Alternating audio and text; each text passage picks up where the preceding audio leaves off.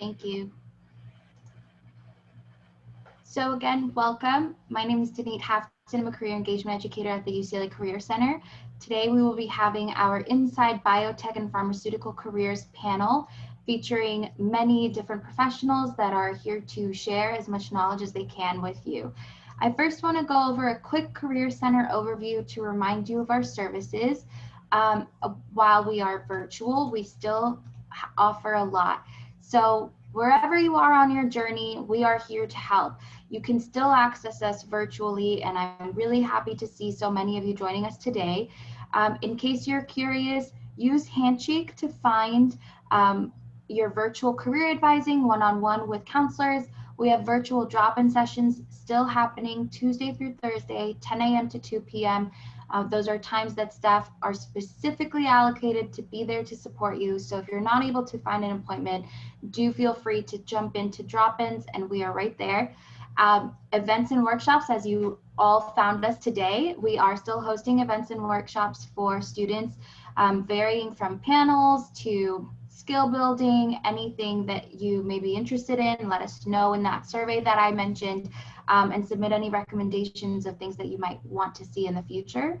Employer info sessions, as many of you know, recruiting season is definitely kicked off, and employers are still very much interested in connecting with you, even though we are virtual. So do keep an eye out in the events tab of Handshake to see what employer info sessions are happening. Maybe there are some from a specific employer that you're interested in, and this could be a really great opportunity for you to introduce yourself, get familiarized with what they're looking for, what they're about. If you're still exploring, maybe learn what might be of interest. There are a lot still happening. On-campus recruiting, as I'm sure you know, we have our career fair coming up next week, the ENT Career Fair. You can find that also on Handshake, and you will register on the Hire platform, where you can connect one-on-one with employers and apply for positions, all sorts of connections that you can build. We also have created articles and digital resources that you can find on our website, career.ucla.edu, to help you maneuver this new landscape and still make sure that you're as successful as possible. Some fall 2020 programs that we're highlighting, like I mentioned, we have that career fair coming up. And then also, if you do happen to land a remote internship and you might be interested in learning how to navigate it, we have a workshop for that coming up. Know Thyself is great for discovering your fit. And then your major, your destiny, thriving opportunities during COVID. And these are just some highlights that we have. Also, if you are interested in attending the UCLA Engineering and Tech Fair, we do have Employer Resume Day on Monday to help you review your resume and make sure that you're as ready as possible for the upcoming career fair. Employers will be reviewing your resume, giving you feedback, and then you'll have a day or two to make those adjustments so that you're ready for the fair. We do have many online resources on Handshake. A lot of students don't realize how many we have available. I specifically want to highlight this one, and then for you to find resources that are available on Handshake, when you're in your profile at the top right corner, it says Career Center. Press on that, and then you'll see Appointments, and you'll see right next to it Resources. When you click on that, you'll see a whole list, and one of our new ones is VMOC. VMOC is a great 24/7 online resume review tool. It's kind of your AI assistant and helps you with building your resume, with knowing how to maybe make your bullets stronger, or is your formatting, can it be improved? It is also much more accessible to all students at all times. And then this is a really great place to either start or to run your resume by, and then you're more than welcome again to come back to our drop-ins or make an appointment with a counselor for even deeper feedback. Like I mentioned, we have quite a few resources. So I really want to highlight specifically, we have these three at the top are new, and Parker, Dewey, and Forage are really great opportunities for you to gain some experiential learning opportunities. So Parker, Dewey are paid micro internships, so they're shorter. So if you're not fully sure if you're interested in a certain field, or if you're capable of working in it, or you just want to kind of taste something before you fully commit, Parker Do is a really great opportunity for you to gain some experience, and definitely experience that you can put on your resume. Forage is also a really great opportunity for you to build your skills, and it's also used as a recruiting tool. So on Forage, employers post projects or problems, and you can solve them, one, to help you in your skills, but also you can choose to submit them to employers to help greenlight your application if they are a partner with Forage. So I do really want to highlight those three specifically because they are new. And then of course we have Focus 2, which is a self-assessment tool. Vault is really great for doing some industry research. Going Global is an incredible tool, especially for our international students. It helps with finding positions either abroad or in the US, breaks down information, anything from visa or how much you need to be making in order to be able to afford to live in that area. It gives a lot of information, and you can have it in your native tongue if that makes things easier. And then Interview Stream is a really great resource for you to practice interviewing. I always tell students that what you think you're going to answer in your head versus what actually comes out of your mouth tends to not be the same. So it's always best to practice out loud. And the great thing about Interview Stream is that it records you. And so you can also practice specifically for the virtual interview. You'll see how you look on the computer, whether you're looking off to the side or you need to stop twitching so much. Or for, in my case, I used to ramble a lot, which I'm sure you're experiencing, but it helps you make sure to get to the point sooner. So you're a lot more self-aware. It's just for you. You can share your recording if you're interested to get feedback, but it is just a tool to help you as much as possible, especially during these times. So next, I want to introduce you to Deepthi, who will be presenting about ISPE, a student organization that I think you all will be very interested in.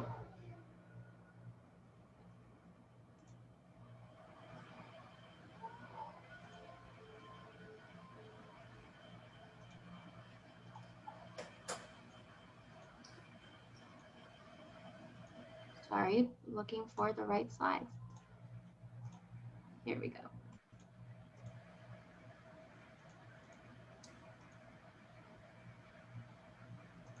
Take it away. Intro to me. So, hi guys, my name is Deepthi Ratna, and I'm the current president of the UCLA chapter of the International Society of Pharmaceutical Engineering. I just want to briefly introduce what ISPE is, and if you're interested, how you can get involved with us. Next slide, please. So ISPE is a premier organization for students interested in biotechnology and pharmaceutical sciences. We hold weekly events, and our main goal is to boost members professionally and to really help you guys learn about what pharma and biotech even is. We're a super open club, and we welcome anyone who's interested in this diverse field. So of course, all majors are welcome to join. Next slide, please. On this slide, I've listed some of the things that we do and the benefits you can get from being a member. So one of the first things we do is that we connect students with research and industry events. One of our popular events is teaching students how they can get involved with research at UCLA. So we'll teach you how to draft those emails to professors, set up your resume and CV, and what events on UCLA would be helpful for you to attend. And we also direct members to any available research positions that we hear about. Second thing we do is that we also promote and host industry events to help students land a dream internship or job. One of our biggest events last year was hosting a Genentech intersection. And if you already don't know, Genentech is a major biotech and pharma company with headquarters in the Bay Area. For this event, we invited the Genentech student ambassadors to introduce the student program and schedule coffee chats with students. Fun fact, this event was how I landed my first internship at Genentech, so definitely means a lot to me. We also host speaker events with industry professionals to offer some really unique insight and advice on what biotech really even is. Biotech is a huge field, which I'm sure you guys will hear more about today. So we just want to help you guys navigate your place and interest in the field. And also, being a part of the UCLA branch of ISPE, you get access to resources for the entire LA and national chapter. And through this, you can receive mentoring and assistance from our LA industry advisors and have more networking opportunities. Unfortunately, due to COVID, We don't have a lot of hands-on events this year, but if you plan on sticking around, we'll definitely see some more of those next year. Next slide, please. Okay, so if any of this sounds interesting to you, we really encourage you to join us. To become a member, our only requirement is that you fill out our application form. And I just want to say that this is not a way to filter members out. It's more of a way for us to get to know you better and see what you want to see from us. We hold weekly meetings on Tuesdays from 6 p.m. to 7 p.m. And our next event is this week 3, and we'll be hosting social to new members. So this would be a perfect opportunity for any interested students to learn more about us and just meet other students in the club. So please follow us on our socials where you can find the application link and more information about us. We're most active on Facebook, so we will have weekly updates on our Facebook page. Amen. Please feel free to email us or message me if you guys have any more questions. Thank you. Thank you, Dipti.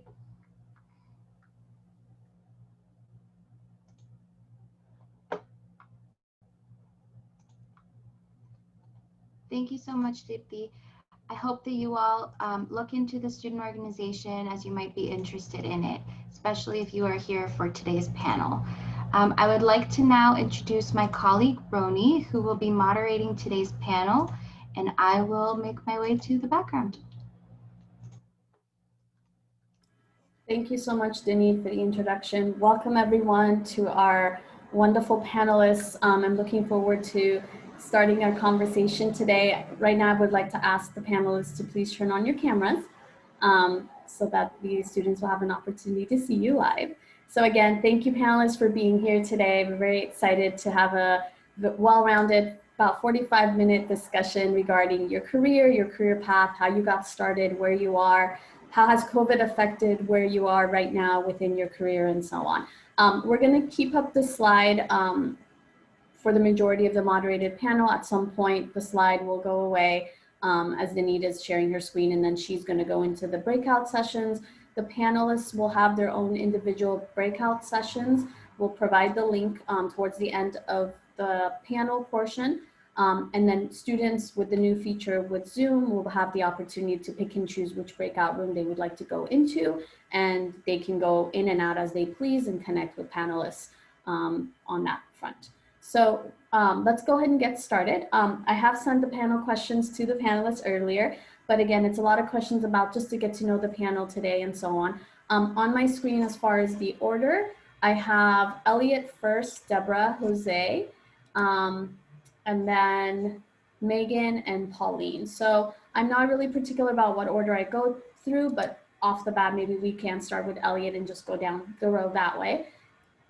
So the first question is pretty introductory. So briefly, a self-introduction would be great, including your name, education, where you went to undergrad, your major, a little bit about your work history, and then your current employer, and following that up obviously with your job title. So Elliot, we can have you start with that. That would be great. Sure. And yeah, thanks for inviting me to this event. My name is Elliot Swartz, and I'm a senior scientist at the Good Food Institute. We are a global 501c3 nonprofit that aims to create a more healthy, sustainable, and just food system by accelerating the development of alternative protein technologies, such as plant-based meats and cultivated, clean, or lab-grown meats. So essentially my role there boils down to really understanding where the science is and where it's going, and communicating that to a variety of different stakeholders in academia, in government, in industry, and in the investment world. By way of academic training, my undergraduate major was in behavioral neuroscience from Lehigh University, and I have a PhD in neuroscience from UCLA. And my core area of expertise is actually in stem cell biology. So I spent a lot of time actually working with human stem cells to model human disease, and basically took that knowledge to translate to this new industry where we're using animal stem cells to create meat products. Additionally, I've spent around 3.5 years as an independent consultant for a neurodegenerative disease drug discovery startup in the San Francisco Bay Area. But I've been working remotely for my current job in position for the past 2.5 years. Great, thank you very much. Deborah?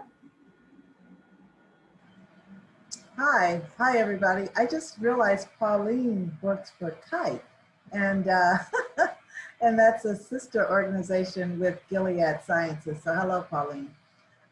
So yes, my name is Deborah Wafer, and I work at Gilead Sciences, and Gilead is a biotech company in the Bay Area that specializes in virology and oncology.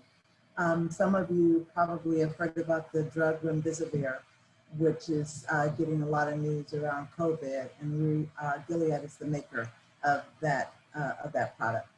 So I am a nurse practitioner and a physician's assistant by training.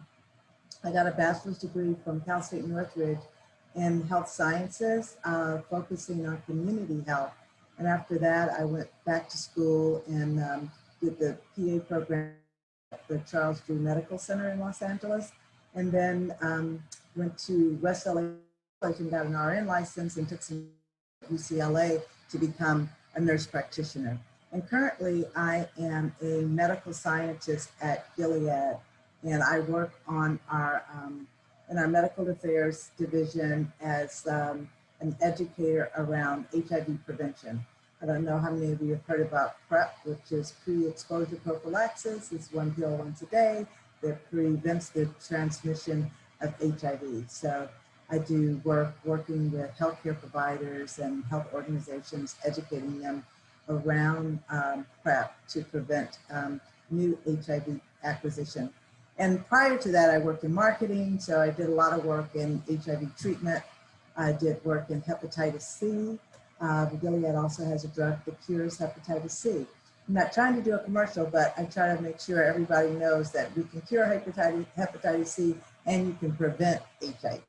So that's kind of what I'm doing now. So that's it. Thank you very much. Jose? Hi, this is Jose Nebrez, and I graduated from, UCLA in 2010 as a psychobiology major, and I currently work at Amgen as a QA specialist. And I don't really have much more to say other than, yeah, Amgen's one of the bigger biotech companies along with Gilead, and been there for about 5 years and 7 years in the industry. Thank you very much. Megan? Hi, my name is Megan Yoon. I'm actually a pretty recent grad. So I graduated UCLA in 2019 with my bioengineering degree. And this is actually my first full-time adult job with Takeda as an operations development program associate. So Takeda is a large global pharmaceutical company with 6 areas of focus. So oncology, rare diseases, neuroscience, gastroenterology, plasma-derived therapies, and vaccines. And as an operations development program associate, or ODP, I have the opportunity to do 3 9-month rotations throughout the manufacturing space in the company.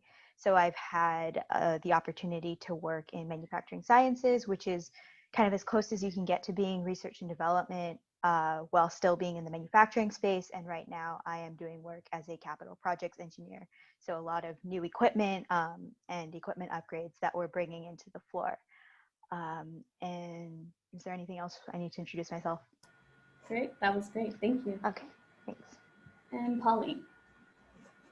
Hi everyone, my name is Pauline Yang. I graduated from UCLA with a BS in materials engineering in 2016 and joined Amgen right after, where I met Jose. I worked there for a little more than a year and then made the switch to Kite.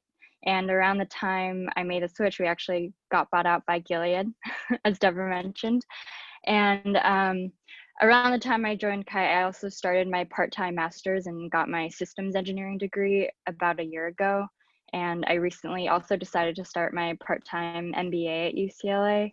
So I'm currently a senior packaging engineer at Kite, which is a cell therapy oncology company, but I'm making a transition to manager in product variations. So that's why I have 2 job titles.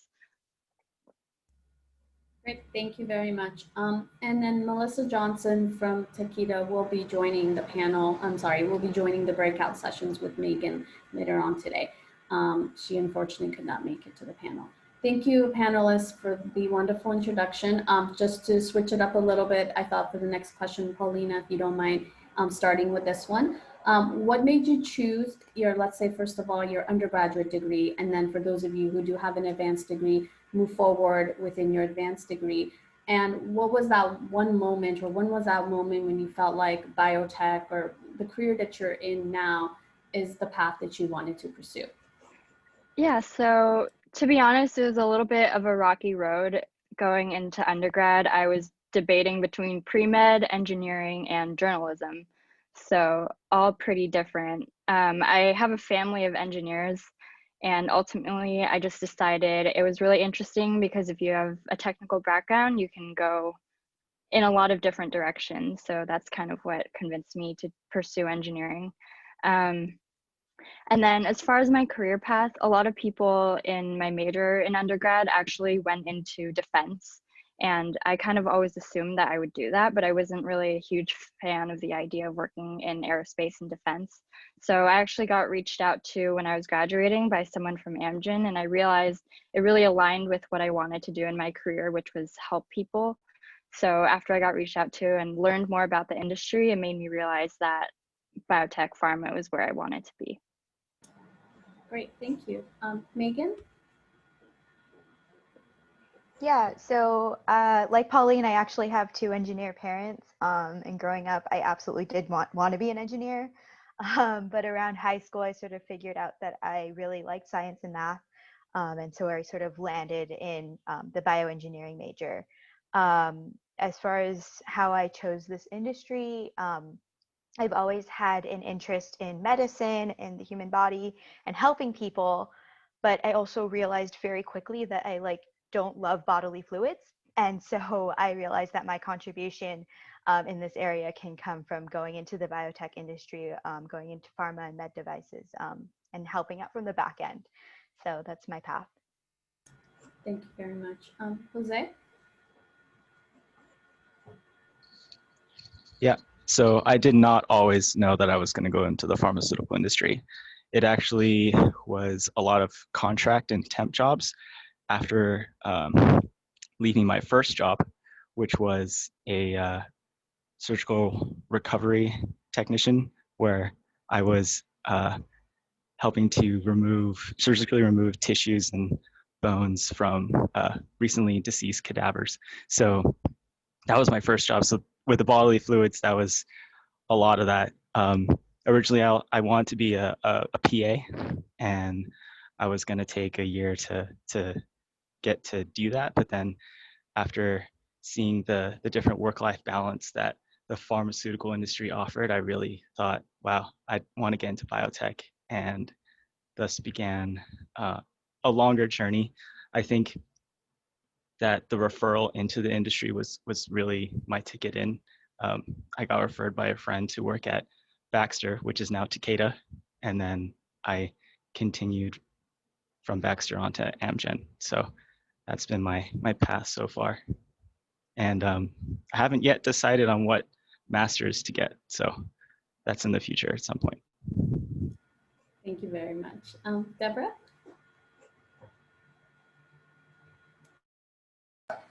Yeah, so this is really pretty much my third career. I started as a community health educator, working in sickle cell, doing education to patients and to families, because I had a brother who had sickle cell, and so that was kind of what drew me into health, was taking care of him and being the first person in my graduate from college. So that was kind of my ticket to health.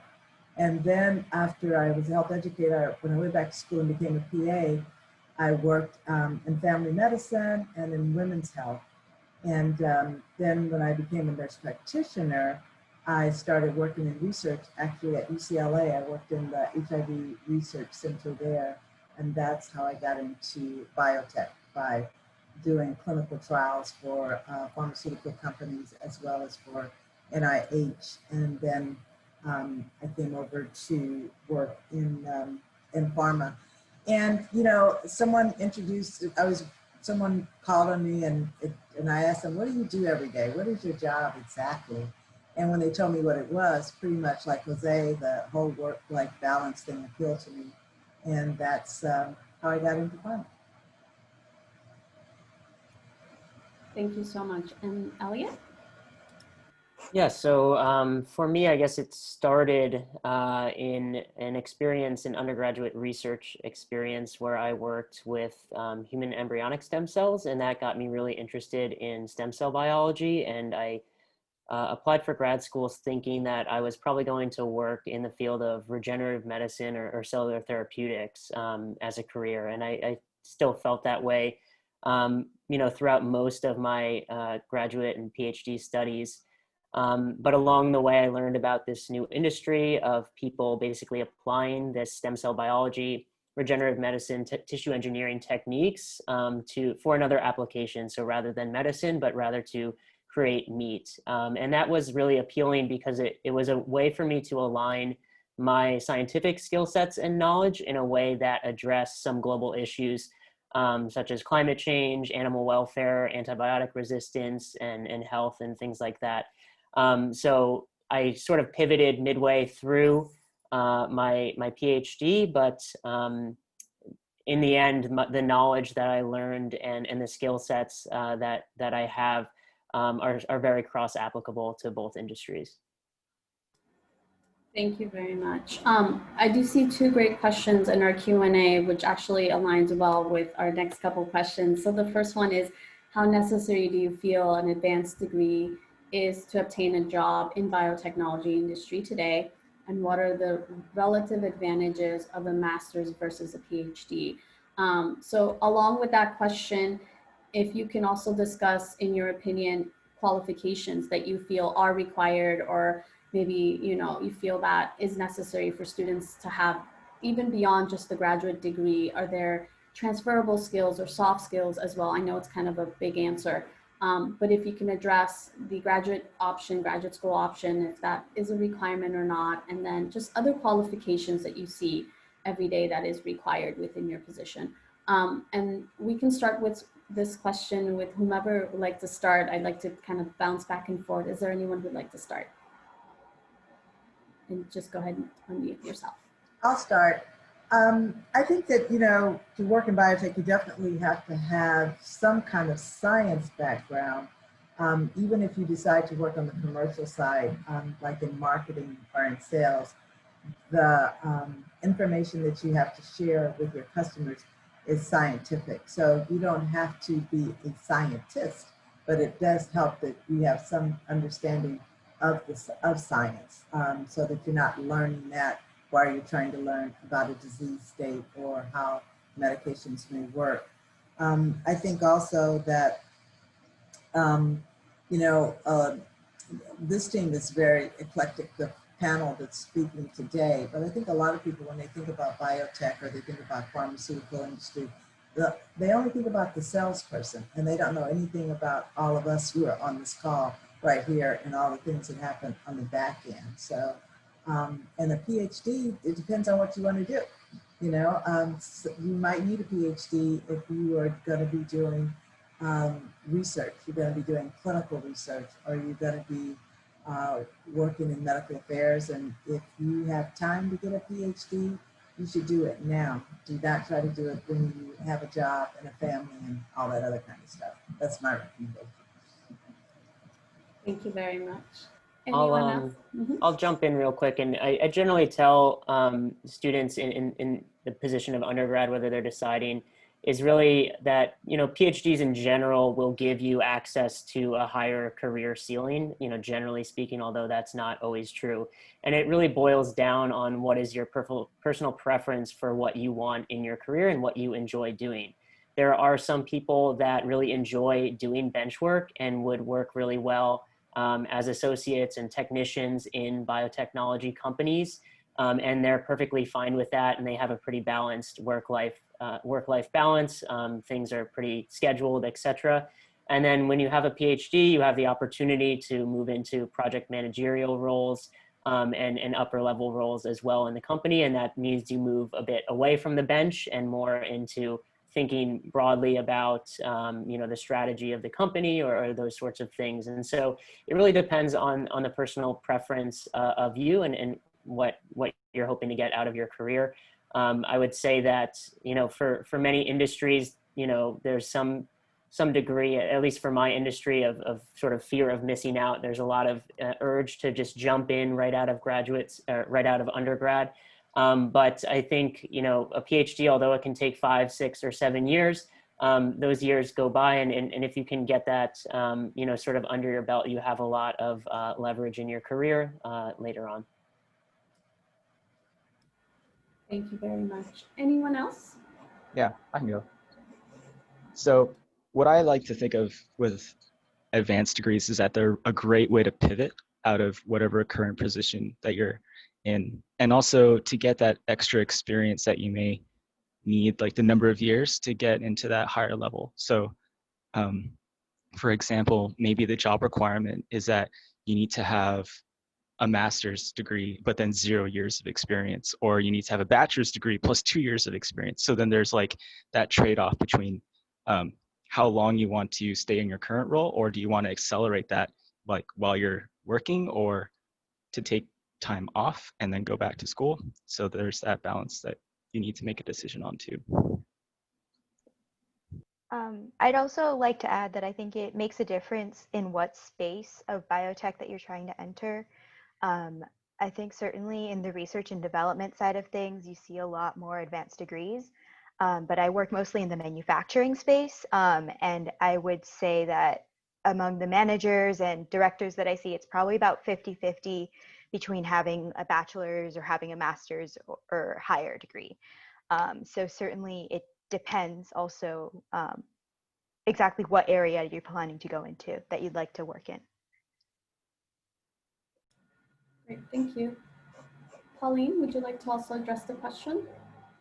Yeah, sure. I would say it depends what space. As long as you're not trying to go into a really technical space, you don't necessarily need one, kind of echoing what everybody else said. But I guess the reason why I decided to pursue it was it can fast track you. It's not a guarantee, but if you have that extra degree and you're performing at work, then I think you'll get into the management track a lot faster.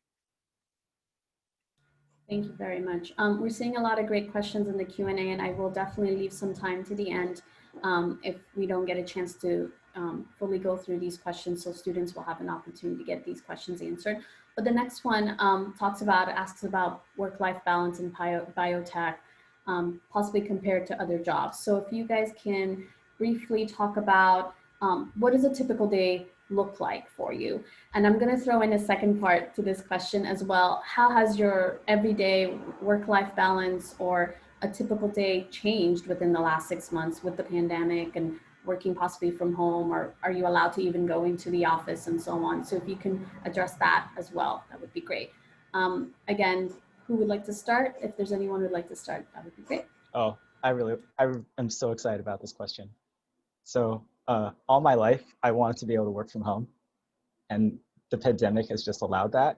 And because originally I was thinking, oh, I guess I need to go learn how to code so I can be able to become like a digital nomad or something like that. But then now I can be able to do my role in quality basically virtually. And it's been really amazing that my job has changed a lot over the years as well. So like another panelist was saying that, yeah, if you're in operations and in manufacturing, you're going to be on the floor a lot. But then as you do get more years and get more experience, you have the opportunity to get a higher level view of that and not have to be as hands-on if you choose to. And so I think that a lot of roles have totally transformed with this pandemic, and maybe in the future we'll have a lot more remote work. So that's what I'm really excited about right now. Yeah. Thank you. Anyone else? I'll jump in and say that my role might be somewhat unique since I work for a nonprofit, and my entire organization is actually remote, and that was actually a draw for me in terms of making a career selection, in terms of having that ability to really control my work-life balance more so than you might be able to in industry or for-profit company. With that said, my sort of day-to-day hasn't changed that much with COVID, as one might imagine, because I don't have an office to go to, etc. But to get a sense of what I do day-to-day, it's a lot of reading and writing. So I read a lot and I write reports or do sort of analytical work for the industry that gets borne out in reports and other publications. And I also interface with a lot of stakeholders. So in the past week, I've served on another panel that was for investors in Europe that are looking at the alternative protein industry. I've presented for one of the largest poultry companies in Europe on a call.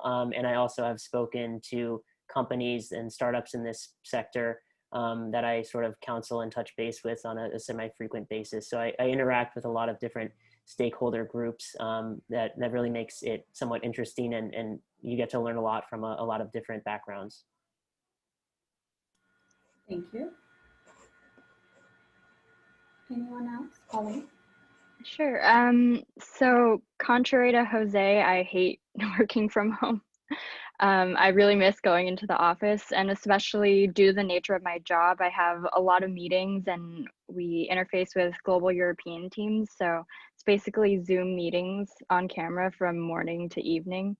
But yeah, in a typical day, I probably sit on a lot of meetings and then manage global and cross-functional projects. And then sometimes I'll have to go into the lab and do packaging and labeling testing. Thank you. Deborah? So my job has changed a lot.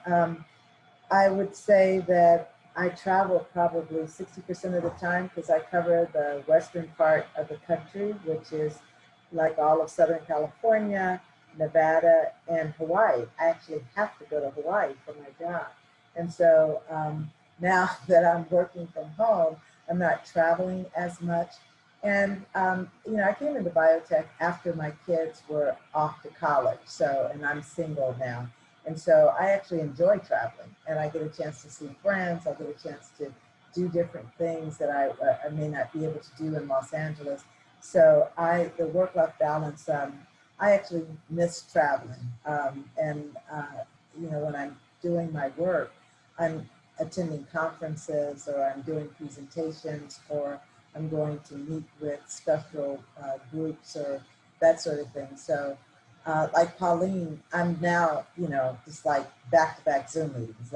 And so I used to love to get on an airplane and watch a movie and do some work. And, because nobody can bother you while you're flying. But now I don't have that breakup in time, and people just have access to your calendar. So there's just, meetings back to back to back. So right now, not a whole lot of balance because it's just Zoom, but before, I could kind of plan out my week and my month and figure out where I wanted to be and what I wanted to do. So if I was going to be at a conference in DC and I have a daughter who lives there, I could always tack on some time to see her and my friends and that sort of thing. So it's up and it's down. Thank you very much. Megan? Yeah, so I would say that my work-life balance has varied wildly between the roles that I've had a chance to be exposed to in my rotation program. So right now I work mostly as a project manager, so it's pretty much 8 to 5. A lot of my time is spent, like Pauline and Deborah were saying, in meetings, working with vendors, working with the folks on site to get the project off the ground, running and on schedule. And when I was in manufacturing sciences, it was much more of a floor support role.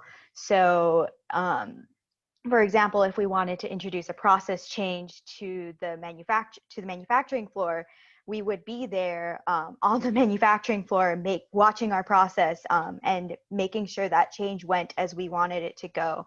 And so we have a 24/7 manufacturing floor, and as one of the junior members of the team, of course, it was on me to step up and take maybe a night shift here or there. So that was definitely a very, very different balance between work and life compared to this role that I'm in now, which is a little bit more project managey, a little bit more 8 to 5. Working remote, I did both on both teams, and I come onto site as needed to take care of whatever tasks need to be that can't be done remotely. So it's a big balance, and I like both. Thank you very much. Just looking at the time and wanting to make sure that questions are in the Q&A are answered as well. I do have one final question, and then we can ask questions from the panelists or answer questions from the panelists. My final question is, what do you find most rewarding within your position? On the flip side, what do you find most challenging? And if you had like a final word of wisdom or advice that you would give anyone who's interested in your particular career path, what would that be? And again, we can start with whomever would like to answer that question.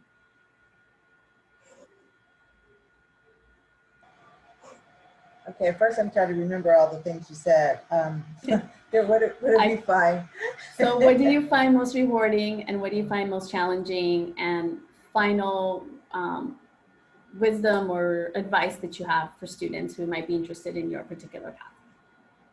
Well, what I find most rewarding is, as a clinician at heart, is the opportunity to share information about, right now, ending the HIV epidemic that's been going on for so long, that we have a possibility to do that if people know about pre-exposure prophylaxis as well as post-exposure prophylaxis.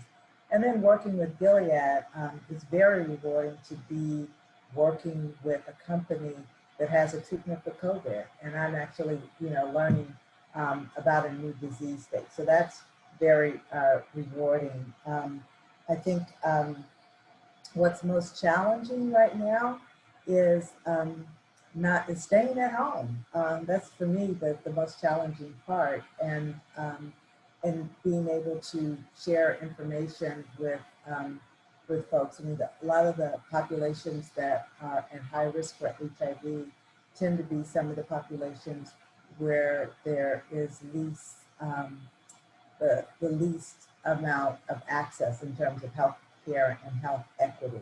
And because of that, it would be nice to be able to be out and do more education around that, not just with the community, the providers and the patients, but also some of the key thought leaders who could be helping to share this information. And I think with COVID right now, there's a lot of distrust about what to believe and what not to believe about the disease and how to treat it and the vaccines. And that's impacting some of the same communities that I'm working with. So that's one thing. And then what was the other thing that you asked us about? So challenging, rewarding, and advice? Advice, yes. Word of wisdom, advice. I believe in, it's nice to have a career that you enjoy and you get paid for at the same time. If you can find something where all three of those things come together, I think going to work or working is something that you look at completely different. So that's kind of my wisdom. And I call that finding your unction, which is what do you like to do, what do you want to do, and you get paid for it. I'll just jump in because I can continue that point, which I definitely echo from Deborah. There's actually a Japanese word called ikigai, which really summarizes exactly what Deborah was just trying to say. And I 100% agree that if you can align your career with something that you hold high value to, that you enjoy, and that you can get paid for, and that you do well, you're going to be pretty happy no matter where you end up. I'll just, I guess, to just answer the other questions. In my role, I think one of the challenging things is that there's just so much to do, and there's so many projects to do, and it's really about thinking what are going to be the most high impact things that we can do now that are going to bear fruit and sort of compound over time over the next several decades. Because the field that I work in is really about making decadal shifts and changing a giant global system. And so thinking about that in a sort of systems level way can be challenging. But on the flip side, it's very rewarding because the things that you do feel like you're making an impact. One of the reasons why I didn't get into R&D for drug discovery or something like that is that it can be very slow. It can be very frustrating. and it can beat you down because you're always met with failure along the way, inevitably in any R&D program. Whereas a lot of the stuff that I do, I think bears fruit fairly early, and you see the results of that, whether it's through investment dollars flowing in, whether it's from new research projects being funded in academia, et cetera. And so I think, yeah, I'll stop there. Thank you. Anyone else? I can go next. Thank you. So what I find most challenging and simultaneously most rewarding is that we're a new industry. Cell therapy oncology is relatively new. Kite was one of the first companies to release a commercial cell therapy product for cancer. And because of this, we're setting up new products and processes that haven't really been done before, which is really exciting. But you also don't have the comfort of having another company who's done it before to try to help you out. So that's definitely a challenge. But another thing that I find really rewarding is kind of hearing patient stories. It's kind of sad. Everyone always ends up teary-eyed when we watch the videos or have people come and speak about their experiences, but it also shows you the impact that you're actually having on people's lives. And one piece of advice I would give is don't try too hard to position yourself into what you think people are looking for. I think having a diverse experience and diverse background and like being passionate and excited about what you're doing is the most important. Thank you very much. Megan? Yeah, so I can go. I think the thing that I find the most rewarding right now is that I get to work on really interesting problems that sort of get that, you know, science math satisfaction. And that's the reason that I studied engineering, is to do science and math. But I also get to help people at the same time. And it's like Pauline said, when we get to hear from our patients, when we have patient speakers or patient video experiences, you really get to see that the work that you do has a direct impact on people who really need medicine. And so that is just a really rewarding aspect of the job. I would say one of the most frustrating things is that we are a highly regulated industry. And on top of that, Takeda is a fairly large company. So you can add big company bureaucracy on top of FDA regulation. And so it does sometimes feel like to get anything done, you need like 10 different signatures. And that can be a little bit frustrating, but I do think it makes a lot of sense in terms of being responsible to our patients. And in terms of a piece of advice, something that I would have told myself a year ago is to just jump in. I am currently located in Covington, Georgia, which is middle of nowhere, Georgia. And the company actually put me out here as part of the rotation program. And I was really, really scared to move all the way across the country because I grew up in LA. I went to school at UCLA. But the experiences that I've had just jumping into the industry feet first have really made me excited to see where else I can go. So don't be afraid to jump in. Thank you very much. Anyone else? Yeah, I have the three answers really quick. The challenge is, yeah, having to work within the bureaucracy, but a lot of the times you could just remember that it's for patients today and patients tomorrow, and that's why we're really in the industry. And as far as advice goes, if you want to know what is it that we do, you can probably find all of our jobs in a regulation somewhere. You can go to the FDA, you can go to UTRELEX for Europe, you can go to any regulation, you can see, oh, my job is actually outlined in some regulation, and then that's how you know exactly what to do. And then you go do it, get the experience somehow, and you'll be set up for success. Thank you very much. Before we continue, we have joining us Melissa Johnson. We appreciate her participation in our panels. You'll definitely get the opportunity to meet with her more during the breakout sessions, but I did want to give her a minute to introduce herself. And Melissa, the last question was basically, What are some challenges? What are some rewarding aspects? And then final thoughts. I know you're just catching up onto the chat, to the webinar, but if you'd like to answer that question as well, that would be great. So welcome. Great, thank you so much for having me. It's a pleasure to be here with everyone on this panel. And my apologies for being a bit late today, coming from a training. My name is Melissa Johnson. I work at Takeda Pharmaceuticals, so it's great to see Megan here too, as a fellow Takeda employee. My role right now is in innovation and digital. So we have a network of manufacturing sites across the organization, and I work at the Los Angeles facility. It's a site of about 1,000 employees. We have a number of different products we manufacture, and I'm responsible for innovation and digital there, which is really exciting. My job is very fun, and I'm looking forward to talking with you guys more about it. I've also had experience in one of our rotational programs and project management. So if that's something that interests you as well, I'm happy to share those experiences. Now back to the question though about rewards and challenges. I would say from a rewards perspective, there's really two things. So one is the people. I really enjoy working with a diverse group of people across the industry and within the organization as well. That's something that is meaningful to me, to have a number of different voices represented in discussion. I also really enjoy seeing results come through. So it's fun to work on teams. I lead a few teams right now, so it's great to lead those teams and see the results and the breakthroughs that really come from some of the innovation work that we're doing.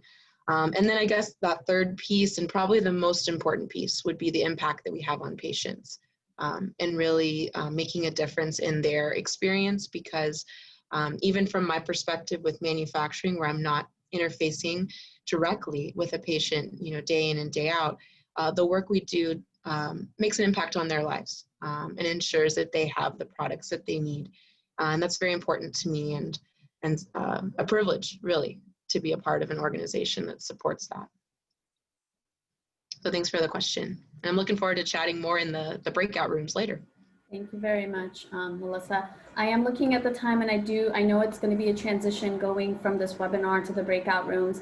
Denise has posted the link, the Zoom link, in the breakout room. If you don't mind posting it again so that it's on the bottom.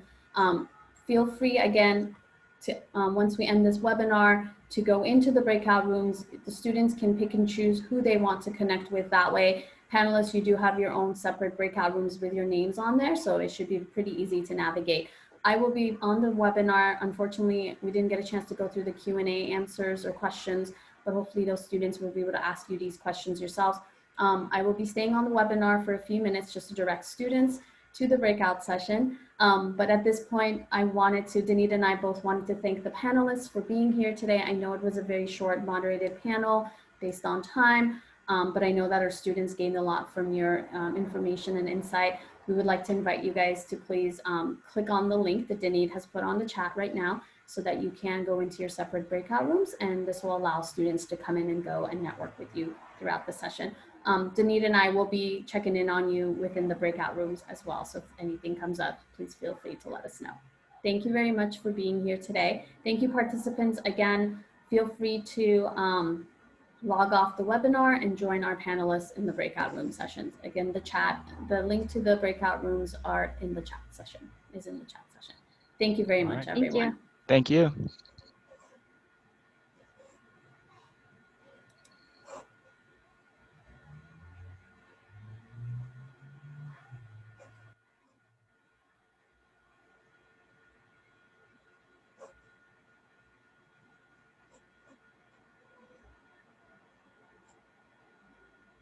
Deborah, you're doing okay with that link? Oh, I can't hear you.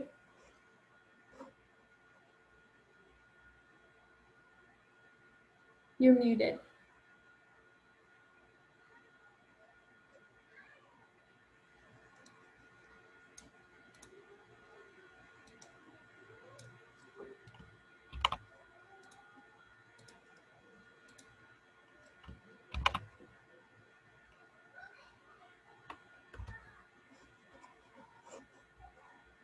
Is there something I can help you with? Is it not connecting?